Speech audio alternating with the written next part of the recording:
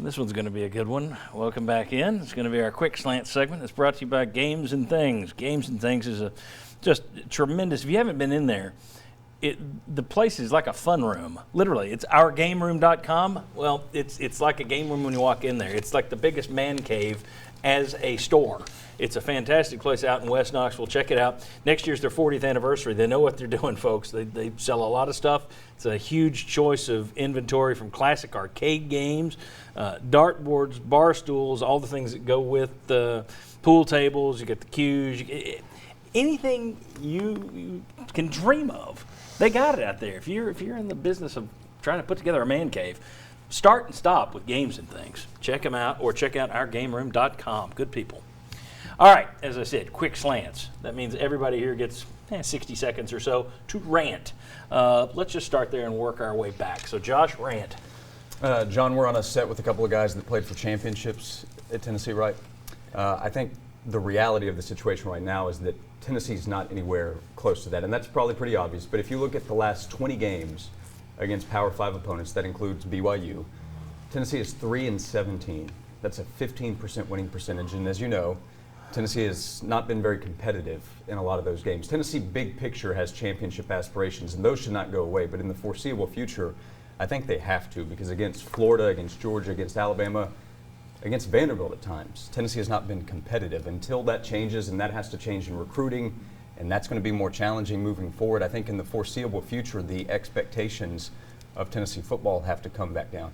And I think that means, you may agree with this or not, but if Jeremy Pruitt goes 7-5 next year in year 3 or 8-4, I think that should be everybody. I know what they're going to do. They're going to sit there and go, 8 wins plus that and plus that. No, ignore those first 2 years. This isn't some cumulative effect now. You're having to dig out of a hole. So if you're on your step back, I mean, they did it to Butch Jones, 9-4. That's not Tennessee. Yeah, well, you're right. It ain't Tennessee. You're nowhere near 9-4. You need to be. Amen, brother. I love it. You got to readjust the expectations. Just continuing what I've said is that there has been aggression and coaching guys do not know what they're doing out there. There needs to be simplification. I remember playing Atlanta Falcons against Tampa one year. Tampa's motioning around. Guys are having to check. We were getting beat all to everywhere because we didn't know what play it was, and there was too much confusion.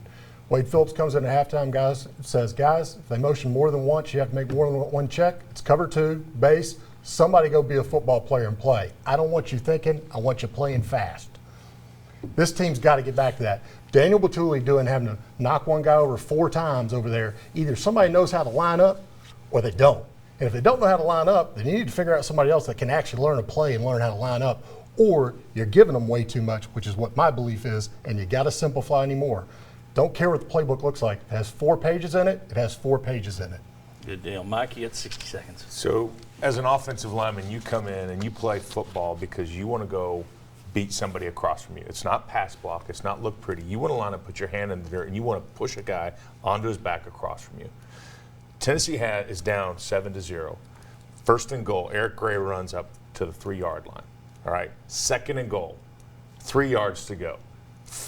Floats a pass over that Jennings held on to. Garantano hangs on to way too long, right? Then he throws another one. All right. As an offensive lineman, that's an insult. Bats for an interception. Bats it and it gets intercepted, which happened to BYU, and luckily he caught it. Yeah. Same stinking pass play, all right? So as an offensive lineman, you get furious the fact of, and we were talking, they would come up, and one of them was like, what are we doing out there? What is our identity? What is Tennessee's identity? Is it a 3-yard bubble pass because you don't trust your quarterback to throw the ball down the field? Or is it, hey, are you man enough to put your hand in the dirt and just try and beat that guy across from you?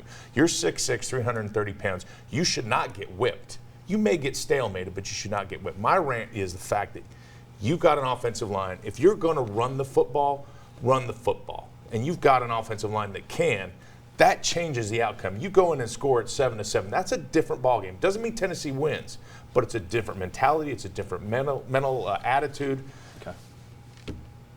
Furious. Okay, very good. And I yield mine until next week. I ranted to back up yours.